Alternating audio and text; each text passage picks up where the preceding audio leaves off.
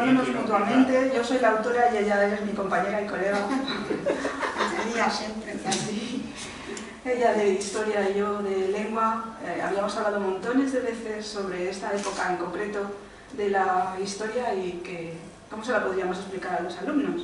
Bueno, os la presento, es Carmen Benito, del Departamento de Historia del José Hierro hasta que se ha jubilado hace nada, y yo del Departamento de Lengua del José Hierro también hasta que me jubilé un poquito antes. Le pedí que me ayudara porque le gusta la novela, que contara lo que le había parecido la novela, pero me parecía mal que empezara a hablar directamente ella así, sin una mínima presentación. Te lo agradezco, Carmen. Te cedo la palabra. Bueno, pues a mí, yo siempre que me llame, yo voy a ir a ayudarla porque a las presentaciones, porque a mí es que me ha encantado la novela, me ha gustado mucho. A ver, esta novela, que lo pone en la contraportada y también en el vídeo que ya he colgado, pues es una novela que tiene misterio, secretos de familia, memoria histórica, lazos entre hermanas, tiene también formación y crecimiento hacia la vida adulta, tiene todo tipo de cosas que pueden atraer mucho al lector, sobre todo al lector más joven, ¿no? Todos estos ingredientes van añadidos a que las novelas de misterio son las que tienen más éxito entre los lectores. Se hacen encuestas, nosotros por ejemplo en un grupo de tertulia literaria que tenemos hicimos una encuesta entre jóvenes y era el género que más votaba, porque el misterio, bueno, también el suspense, bueno, un poco lo mezclan, es lo que suele gustar más a la gente porque es lo que más atrae, ¿no? Pero aparte de esto, aparte de la parte de misterio que te puede atraer, y puede haber muchas novelas de misterio, lo que me comentaba ella al principio, que habíamos hablado en el instituto, que esta novela tiene algo más. Tiene algo más para los que hemos vivido esa época, porque uno de los tiempos históricos que trata es la época de la transición, entre los años 76 y 78 concretamente, que fueron los primeros años muy convulsos de la transición. Entonces, para mí ha supuesto un viaje en el tiempo a través de este poderosísima máquina que es la literatura. Yo he vuelto al instituto, yo cuando leí el libro, por eso me encanta el libro, pero yo he vuelto al instituto, yo he vuelto otra vez a compartir he estado en COU de nuevo, y incluso en los libros que ella menciona, que leen las mellizas protagonistas en el libro, son los mismos libros que yo leía, porque claro, debían ser los libros oficiales que se mandaban en lengua y literatura, que eran pues Tiempo de Silencio, de Luis Martí Santos, que no se me olvida, que me costó mucho leer, y era El Tragaluz de Boro Vallejo. Y yo he vuelto incluso a oír, que los que tengan una edad similar a nosotros recordarán, otra vez las sintonías de Habla Pueblo, Habla y Libertad sin ira de Jarcha, que incluso ahora pues me parecen hasta bonitas, pero que en su momento eran machaconas y pesadas, ¿no? Ya está otra vez el Habla Pueblo, Habla, ¿no? Bueno, por tanto, para los que vimos esa época, tiene ese atractivo el libro, ¿no? Para los que, al contrario, no lo han vivido, ¿no? Los chicos actuales, para los que está específicamente la novela creada, pues tiene el atractivo de poder vivir en primera fila esta época y de una manera amena, ¿no? Conviviendo con una familia de la época, en aquellos tiempos que estaban cambiando en España, como decía Bob Dylan, que oíamos nosotros tanto por aquellos años, ¿no? Y puede servir para esto. Entonces, pueden ver en la novela, cada uno de los personajes, las posturas distintas que teníamos los españoles ante los cambios de la transición. O sea, digamos que cada personaje, o por lo menos yo lo he visto así, ¿sabes? Que la lectura luego no son precisamente, a lo mejor los autores dicen, pues yo no quería decir eso, ¿no? Y le hacen una interpretación, ¿no? Pues yo, por ejemplo, he visto en Sofía aquellas personas, pues sobre todo gente joven, que está con los ojos cerrados, que no se entera de nada y que vive su vida al margen de todo lo que ocurre. Luego, en la hermana melliza, que digamos que es antagonista del anterior, también estaba con los ojos cerrados, de pronto empieza a abrirlos porque descubre a través de su relación con otro personaje, a través del amor que tiene hacia un chico que es muy comprometido con la causa política, que es muy concienciado, como muchos que había también en aquella época, empieza a abrir los ojos. Incluso ella, en el propio libro, comenta: Sofía vive en su mundo, lo comenta Nina de Sofía. No sé cómo lo hace, esa suerte que tiene. Yo no sé ni la mitad de nada y no me había dado cuenta hasta ahora. O sea, muchos jóvenes vivían poco a espaldas, con los ojos cerrados de lo que estaba ocurriendo. Y en aquellos años muchos abrieron los ojos porque alguien se los abrió o porque se fueron dando cuenta a través de sucesos que fueron ocurriendo. Luego, ya he comentado, las mellizas son como las dos caras de la moneda. Luego estaría el personaje del novio de Nina, Saúl, y estaría también un personaje muy importante que es la abuela. La abuela representa para mí, por lo menos, la España de los perdedores, de los que perdieron la guerra, que están silenciados, borrados, están ignorados incluso, hasta hoy en día, muchos están todavía en muchas comunidades desconocidas, ¿no?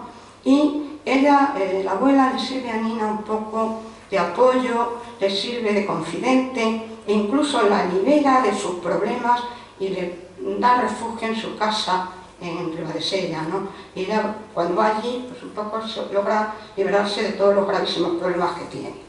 Luego tenemos a la familia de las mellizas, los padres y los hermanos, que es, para mí estos simbolizarían un poco el búnker, ¿no?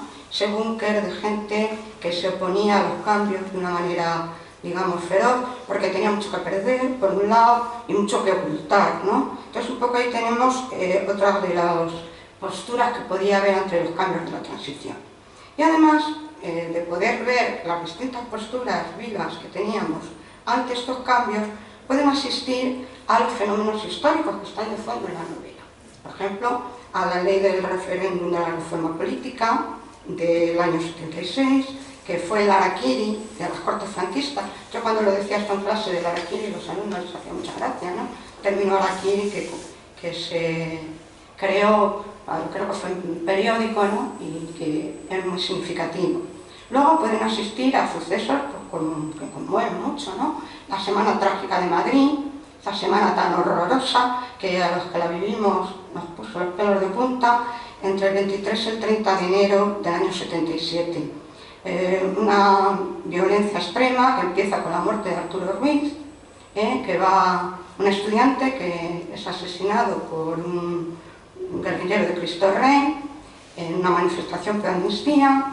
El día 24 muere otra estudiante, Mariluz Nájera, que había ido a manifestarse en contra de la muerte del anterior.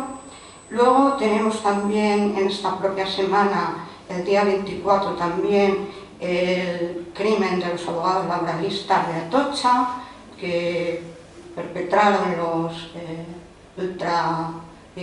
guerrilleros ultrafascistas y mataron a 5 abogados y hirieron a otros 4. Luego también a la muerte el día 28 de 3 agentes del orden a manos del Grapo. En general una violencia que trataba de impedir los cambios, sobre todo por los grupos estos tan extremos como Grapo, ETA, la AAA, en fin, una semana espantosa, ¿no? También podemos asistir a la legalización del Partido Comunista, que es muy importante en la novela, que ya se entera con la abuela, ¿no? El Sábado Santo, en abril del 77, y que se hizo pues, para evitar la oposición del búnker, ¿no? Un día que todas nuestras vacaciones para que nadie se enterara, ¿no? También podemos asistir a las elecciones democráticas, las primeras después de la dictadura, el 77, en fin, digamos que a todos los sucesos más relevantes que va a estudiar el alumno en clase de historia, y que si se acuerdan luego de lo que ha leído en la novela, le va a ser muy fácil recordar, aunque la novela sea simplemente el contexto histórico en el que transcurren los otros hechos. Entonces creo que se debe evitar que la gente joven, este último artículo que leí el otro día en El País, el día 25 de septiembre, un artículo en El País firmado por Natalia Junquera, en el que hablaba de una encuesta que se había hecho a jóvenes entre 16 y 30 años en Madrid, Sevilla y Valencia. Lo hacía el Instituto de Investigación Social y Mercados por encargo de la Asociación de Descendientes del Exilio Español. Y en esta encuesta que se hacían los jóvenes mostraban un absoluto desconocimiento de su pasado más reciente. Incluso ha salido en televisión, ¿no? Y soltaban perlas como la guerra civil española fue porque el pueblo se levantó contra la dictadura de Franco, o confundir la guerra civil con la guerra de la independencia, por lo del cuadro del 2 de mayo, bueno, una serie de cosas que te indican el total desconocimiento que hay sobre la historia más reciente de tu propio país, que no estamos hablando de países lejanos y exóticos, ¿no? Entonces, esto, a mí como profesor de historia, que estoy ya jubilada, pues la verdad es que me pone los pelos de punta, porque algo debemos estar haciendo mal. Y evidentemente sí que estamos haciendo muchas cosas mal, porque los programas de historia son exhaustivos, cargadísimos, la transición además es el último tema, luego siempre la ponen en selectividad, para ver si les pillan. Bueno, realmente es un problema de falta de tiempo y de falta de interés. En general a los jóvenes la historia les suena a cosas muy rollo, muy pesadas, muy de fechas. Entonces, digamos que la ficción, las novelas, las películas, todo este tipo de cosas sirven para que tenga más atractivo la historia para ellos. Entonces yo siempre, que en mi departamento en general, en el instituto, teníamos un plan pues, de incitar a los alumnos a leer, ¿no? El día del libro, tal, y en todas las asignaturas siempre poníamos un libro obligatorio en la ESO.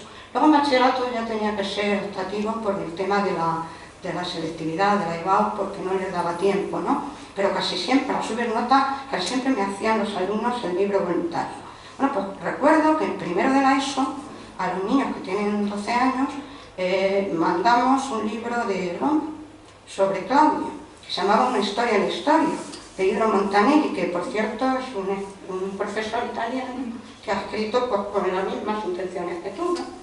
De despertar el interés a los alumnos. Pues tuvo un éxito espectacular entre los chicos, que además trataba a Claudio de niño, y que le hacían bullying por su condición física y por la manera de ser que tenía. Entonces ellos simpatizaban mucho con el personaje, y cuando lo llevé al arqueológico, como Livia, la abuela, en el libro le hacía un montón de faenas al pobre Claudio, la vieron en una estatua y la vieron que era muy guapa, pero esa no puede ser Livia, se han confundido, claro, porque ellos identificaban maldad con fealdad, y Livia debía ser una señora horrible porque al pobre Claudio le hacía la vida imposible. Bueno, por tanto, esto funciona.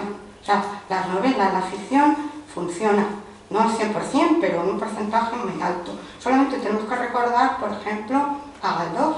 O sea, la historia del 19, digamos que se ha divulgado y ha tenido una repercusión enorme por los episodios nacionales de Galdós, más que puede tener por cualquier tipo de escritura erudita, o de cualquier libro que puedan escribir historiadores, porque se difundía de una manera, digamos, muchísimo más fácil, era más cercana al lector.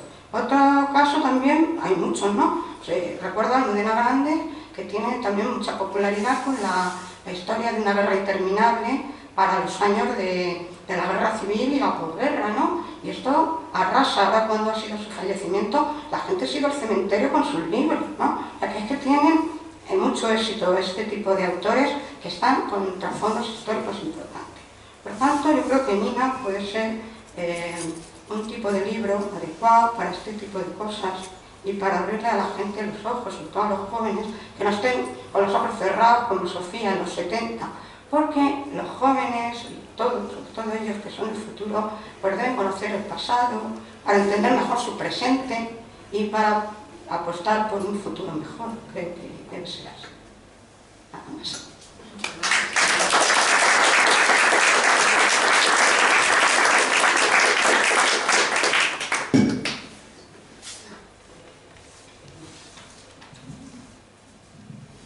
Ahora me decís si se me oye lo suficiente. ¿Sí? Sí, un poquito. ¿Un poquito mejor? ¿Ahí? ¿Mejor? Sí. Vale. Bueno, pues muchas gracias por venir, muchas gracias, Carmen. Yo os presento Nina. La novela se llama como el personaje protagonista, como la muchacha protagonista. En realidad no es mi primera obra, a ver si consigo que esto funcione, porque lo he dejado solo tanto tiempo que no sé si me hará caso. Sí, vale. Vale. Bueno, yo no es mi primer libro, pero sí mi primera novela publicada, no es mi primera novela tampoco. Tengo dos, como sabéis, muchos me conocéis ya. Publiqué en 2019 Dinos dónde estás y vamos a buscarte, que habla sobre los atentados del 11 de marzo, donde murió nuestro hijo y hermano, porque está aquí Gonzalo, nuestro hijo Rodrigo. Es un diario de duelo y también una crónica de lo que pasó el 11 de marzo y los 15 años siguientes. Son mis dos obras y las dos tienen un mismo concepto: contar desde la vivencia directa, hacer reflexionar al lector, que no sea, bueno, el primero no tiene absolutamente nada de ficción, el segundo sí es ficción, pero tiene la misma idea de memoria histórica. En el caso de Dinos dónde estás y vamos a buscarte, tengo un par de ejemplares si alguno lo quiere. Cedí todos los derechos económicos a la Asociación 11 de Marzo, a la que pertenezco, y en el caso de Nina, a la Asociación para la Recuperación de la Memoria Histórica, porque habla de memoria histórica la novela. Y porque, bueno, con el caso del 11 de marzo es que no quería hacer dinero hablando de nuestro hijo, y en el caso de Nina, pues un poco lo mismo. En cuanto a la novela, yo os contaba que parto de esa idea de recordar lo sucedido, de que necesitamos conocer el pasado para no repetirlo, de que el fanatismo y la intransigencia son crueles y hacen mucho daño, y estos temas son idénticos en mis dos libros. Lo hago un poco como Galdós, contando los hechos históricos por debajo, por el fondo, porque el pasado nos ayuda a entender el presente, porque somos porque fuimos y seremos lo que seamos capaces de conseguir, pero sabiendo lo que pasó previamente. Nina empieza la noche de Halloween de 2018. Está narrada desde el presente, pero hace saltos continuos hacia el pasado, hacia la transición, desde el 75 hasta el 78. El 75 solo se cita, realmente 76, 77 y 78. Nos cuenta la transición a la democracia. En realidad es que Sofía, una noche de Halloween, se encuentra una niña vestida de hada que es igualita que su hermana melliza. No son gemelas idénticas, es melliza, una rubia y una es morena. Y le impresiona tanto ese encontronazo que se pone a revisar papeles y fotos para comprobar si realmente se le parece tanto. Y curiosamente tiene cajas y cajas de cosas de la familia, porque han fallecido sus padres poco antes, y las tiene amontonadas. Encuentra unos diarios de Nina y descubre una parte de la vida de Nina que desconocía en absoluto. Y por eso esos saltos hacia adelante y hacia atrás, porque su vida sigue transcurriendo durante año y pico, pero va contando también lo que le va sucediendo a Nina. Y desde el principio sabemos que Nina ha muerto, porque ya la recuerda como su hermana adolescente, o que no había cumplido todavía 18 años, que murió. ¿Con qué finalidad o con qué pretendía yo? Lo que os comentaba mi compañera, pretendía ayudar a entender esta época, también contar esta época desde mi perspectiva, porque yo la he vivido, entonces quería contarla. Se la dediqué a mis compañeros, de hecho la dedicatoria dice a mis compañeros de docencia, por todas las veces que nos hemos dicho que explicar la historia de España del siglo XX es una tarea inabarcable, y se la dediqué a mis alumnos, a los cientos de alumnas y alumnos con los que compartí 38 cursos de literatura, gramática, sintaxis y muchísimos libros. Pensando en vosotros, me decidí a escribir esta novela. Realmente la tenía escrita antes que la de Rodrigo, pero llegaba el 15 aniversario, una editorial me propuso publicarla y la abandoné, y luego ya lo intenté otra vez. Yo creo que se puede ayudar a recordar a través de la ficción. Muchos de los que estáis aquí ya la habéis leído, me habéis comentado que os ha hecho revivir, ella también, ¿no? Que ha revivido su coach, sus lecturas, sus amigos, que han revivido experiencias de la época. Intenté buscar personajes con los que todo el mundo pudiera identificarse, y entonces los hay de todas las edades, para que pueda haber una identificación, aunque como la había pensado en principio para mis alumnos, los protagonistas eran adolescentes, vamos, estaban en 17, 18, en lo que entonces era el COU.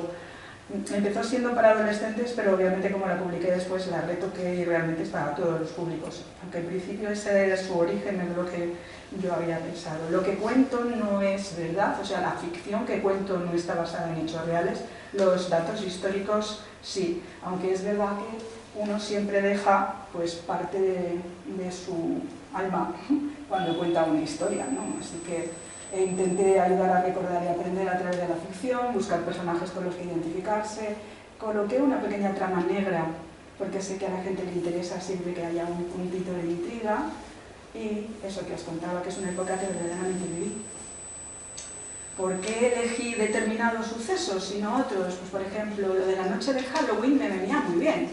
Por un lado porque es así una noche mágica donde puedo explicar que de pronto aparezca una niña disfrazada de no sé qué que le recuerde a Sofía, a su hermana, con el mismo trajecito de primera comunión que llevaron las dos cuando tenían 8 o 9 años. ¿Vale? Halloween es una noche especial, es una noche de contacto con el más allá, y entonces es que Sofía va a sentir a Nina a partir de entonces, y va a haber como pequeños atisbos o intuiciones, por eso necesitaba que hubiera un enganche verosímil para este asunto. Empieza la noche de Halloween de 2018, como os contaba, y termina en octubre de 2019, así que supuestamente la línea argumental de la parte histórica contemporánea dura apenas un año. Y es la que dura más, es la de la transición, que ya os cuento que va saltando hacia adelante y hacia atrás. Voy mezclando entonces textos del diario de Nina con las reflexiones que hace Sofía. Y el libro está muy bonito maquetado, entonces los textos del diario están escritos como una grafía a mano, y los textos de Sofía pues obviamente están escritos ahí en el estándar. Por otra parte, esto me permite contar desde dos primeras personas distintas y dos puntos de vista distintos, el de las dos hermanas y en dos épocas distintas. Me daba mucho juego, y por si fuera poco, incluso me atreví a colocar segundas personas, porque de vez en cuando Sofía habla con Nina, aunque Nina jamás le responde, con lo cual la novela parece a veces que interpela al lector. Ella ya ha hablado de la elección de sucesos. Elegí precisamente los años del gobierno, de los dos primeros gobiernos de Suárez, que es cuando suceden las cosas más llamativas dentro de la transición. En primer lugar, por los cambios políticos. He buscado imágenes que pudieran ser significativas para vosotros. En alguna de las presentaciones he habido gente que me ha reconocido. Por ejemplo, este hombre que está vendiendo en Mundo Obrero, en una de mis presentaciones me dijeron su nombre. Yo lo he encontrado directamente en Google. La ley para la reforma política, la crisis de la última semana de enero, que ya nos ha contado también, con las muertes de tantos estudiantes, con ataques del Grapo, con secuestros y con el asesinato de los abogados laboralistas. Las fotos que os he puesto ahí son del entierro de los abogados laboralistas, donde hubo una manifestación en absoluto silencio que provocó auténtica expectación. Las fotografías de Arturo Ruiz y Mariluz Nájera, os las he puesto ahí también, y una imagen del asesinato de los abogados de Atocha. También he buscado imágenes de los partidos políticos de la época, veis el PSP, Fuerza Nueva, el Centro Democrático y Social, el PSOE. Y esta es una época durísima, también no solo por toda esta cantidad de cambios, sino por las enormes presiones sociales, la enorme violencia que se producía en las calles, violencia incluso policial, violencia de grupos armados. Vemos ahí una casa cuartel, me parece que es de Zaragoza, por unas bombas que puso ETA, o también la muerte de los abogados laboralistas y otro tipo de violencia de extrema derecha. Era una época realmente dura. Mucha de la gente joven que la ha leído me ha comentado, no sabíamos hasta qué punto había sido tan dura. A todos nos han contado un poco la guerra y la transición, como por fin llegamos a algo. Se había pasado como de puntillas sobre ella, así que las presentaciones, sobre todo para jóvenes, que he hecho varias en institutos, todos me han venido a comentar lo mismo. Y los amigos jóvenes, como mi hijo o tal, otras, alucinaban, nunca habían pensado que habíamos pasado por eso. No se lo habíamos contado tampoco, porque para qué contar penas. Os he hablado de todos estos sucesos históricos. Carmen os ha comentado los sucesos históricos, pero yo os digo que no es un tratado de historia, es pura narrativa. No hay dos líneas seguidas que hablen, que sean un tratado histórico. Es todo pura narración y los sucesos van sucediendo por debajo, como hace Galdós, salvando las distancias que no le llevo yo a la altura de Zapata. Pero bueno, yo sí que sepáis que es que lo adoro y que lo intento imitar. Mis posibilidades, que Galdós es del 19 y muy descriptivo y yo no. En cuanto a los personajes, ya os habíamos comentado que intenté que hubiera de todas las generaciones. Hay niños, hay jóvenes, hay padres, hay hermanos, hay abuelos. Me basé entonces en que representaran una familia estándar del momento. Como ella dice, es una familia muy retrógrada, y elegí además a una abuela que está totalmente machacada por las circunstancias, que intenta ayudar, pero realmente está siempre en último plano, y hay por ahí incluso familiares desaparecidos. No quiero hacer spoiler, entonces no puedo hablar de muchos más, pero sí que hay mujeres de varias generaciones, ¿no? La abuela, la madre y las dos mellizas. Elegí mellizas para que las dos fueran dos maneras de interpretar la realidad. Sofía es la narradora del presente, Nina es la narradora del pasado, y Sofía es la que va descubriendo lo que no descubrió en su momento. Nina hace ese descubrimiento ahí con sus 17 años y tiene que callarse, porque en su familia no la van a entender, o incluso se va a meter en problemas. Podrían ser las dos Españas, alguien me lo ha dicho, son las dos Españas, pero no, son dos maneras de enfrentar la realidad. Sofía se la ha pasado pues sencillamente viviendo, yendo de fiesta, estudiando, no se ha percatado de lo que sucedía alrededor. Incluso hablando con amigos y familiares, algunos casi de mi edad me decían: ¿tú te enterabas de todo esto? Y yo no. Y eso me ha impactado mucho, ¿no? Me lo han escrito. Yo no me estaba enterando y estaba muy cerca de ti y estábamos... Claro, no estábamos en los mismos centros de estudios, no estábamos estudiando lo mismo, no vivíamos en el mismo sitio, pero es curioso. Esto es muy llamativo.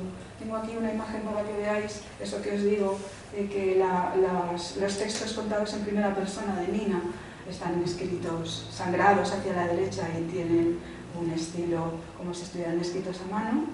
Y estoy aquí en el centro asturiano y he presentado en Ribadesella, en el Instituto de Ribadesella también, porque la ambientación, parte de la ambientación sucede en Asturias.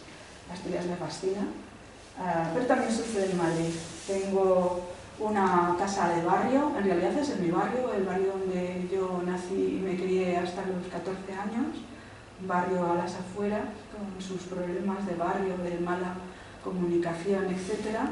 Y también está ambientada en Getafe, que es la ciudad en la que ahora vivo. Mis familiares y amigos identifican algunas de las cosas. Está toda la novela llena de guiños para la gente que me conoce.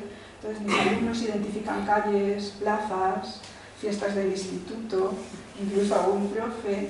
Mis vecinos identifican calles. Y dicen: ahí aparece nuestra calle. O sea que todo el mundo identifica alguna cosa. Está ambientada también en Oviedo. Nina se va a estudiar con la abuelina, y está en Oviedo. Hay un par de lugares muy característicos. Uno es San Julián de los Prados, es una iglesia que me fascina también, que me parece preciosísima, y allí Nina tiene una escena muy especial. También se mueve por toda la ciudad, por la catedral y por las callejas, y sobre todo está ambientada en Ribadesella, la bellísima Ribadesella, que ya sabéis que latín significa a la orilla del Sella. Os he puesto ahí la playa de Santa Marina, que es donde se sitúa toda la acción. Nina y Saúl pasean muchas veces por esta playa, quedan en la Casa Verde, que se ve ahí, se llama así, la Casa Verde. El Instituto de Ribadesella está justo detrás. Los alumnos de Ribadesella estaban fascinados, también encantados de que los personajes se movieran por sus calles. Me lo contaban con emoción, con orgullo. Qué bien, profe, que alguien habla de nuestra ciudad, que los personajes... Y yo les decía: pero están en más sitios. Y uno me decía: sí, pero donde más felices son es aquí. Me decían: qué graciosos. Incluso describo pues, una casa tradicional, que es la casa de la abuelina, donde pasan las vacaciones y que terminan heredando después de mucho tiempo la propia Sofía. Bueno, y además de todo esto, pues os he contado que hay una trama negra, tiene que haber una pequeña trama negra. Siempre me gusta poner una trama negra, últimamente cada vez más. Las últimas que estoy escribiendo ya la trama negra se ha apoderado de toda la situación, yo os iré contando. Pero bueno, aquí hay una trama negra porque hay una muerte en el primer capítulo. Y durante toda la novela se va intentando descubrir quién es el asesino y por qué se ha producido ese asesinato, pero es una trama negra un poco irónica porque el detective o la detective es una señora, es Sofía, y no tiene medios para enterarse de las cosas hasta que hace unas investigaciones un tanto sui generis que no le llevan a ningún sitio, pero bueno, es divertido, interesante seguir la trama y finalmente termina descubriendo. Mucha gente me ha preguntado que qué es real y qué es ficción, porque hay quien, claro, como identifica cosas, pues piensa que yo soy Sofía. No soy Sofía, aunque es verdad que Sofía es una profe, que está en un instituto, que el instituto se parece al nuestro, al José Hierro, que las fiestas de Navidad son las nuestras del José Hierro, y que mis compañeros y mis alumnos se montan. Pero claro, las cosas hay que contarlas basándose en alguna realidad, claro, entonces, pues bueno. Y aparte de que me parecía que podía ser curioso o interesante, ¿no? La novela tiene un epílogo que sigue siendo narrado en segunda persona, en el sentido de que es Sofía hablando con Nina. En el epílogo, que se llama Últimas anotaciones, Sofía le cuenta que sigue buscando a los familiares desaparecidos. Y ahí es donde yo he entrado en contacto con la Asociación para la Recuperación de la Memoria Histórica, soy socia, he investigado en muchos de sus documentos. Investigué sobre todo en el buscador de víctimas porque me daba muchísimo miedo inventarme una víctima y que luego alguien se llamara así, que me parecía una falta de respeto. Meter en una novela a una persona de verdad, entonces busqué para que mis víctimas no coincidieran con nadie, pero fueran verosímiles, ¿no? Y aparecen allí. Os recomiendo ahí efusivamente la lectura de la novela. Espero que entre Carmen y yo os hayamos incitado o llamado un poquito la atención. Finalmente me gustaría hablar de la portada porque me parece muy bonita y de la editorial. Es una editorial nueva y femenina, son mujeres. Estoy muy orgullosa entonces de colaborar con ellas. Son todos muy jóvenes, tienen mucha experiencia porque han trabajado antes en otras editoriales, pero han creado su propia editorial. Y mi novela es la primera de la colección Midgar, que es la dedicada al costumbrismo y a la novela histórica en general. La mía es como una mezcla de las dos, entonces pues inauguré yo esa colección. Tengo el orgullo de contaros eso en concreto. La maquetación, como veis, también es muy bonita. Cada capítulo tiene unos adornos muy particulares, la letra, el papel, etc. Está muy bien cuidado. Así que os lo recomiendo muy efusivamente y si no os importa, pues os leo como comienza, a ver si... Algunos ya lo habéis leído, pero bueno, para que veáis qué es eso de la segunda persona. El comienzo de todo, capítulo 1. Muy poco leo, ¿eh? Te vi venir. 40 años después de tu muerte, caminabas hacia mí con el vestido de hada de nuestra primera comunión. Tenía que ser un sueño. Mi cerebro buscaba explicaciones con angustia, pero estaba bien despierta. Luego te llamé Rosina.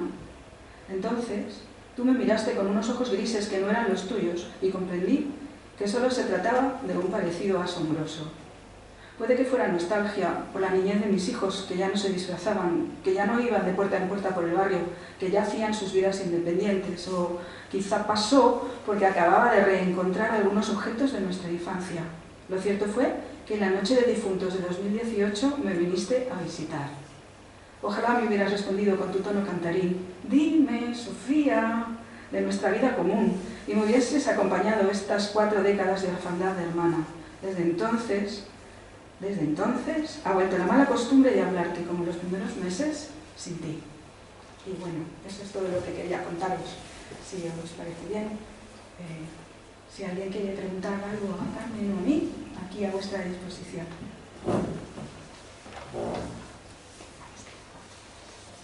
Uy, parece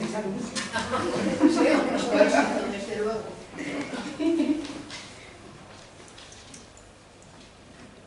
¿En serio? Aplaudimos.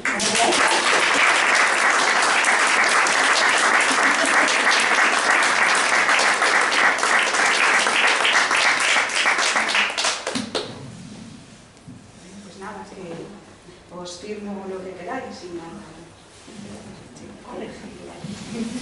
Corre.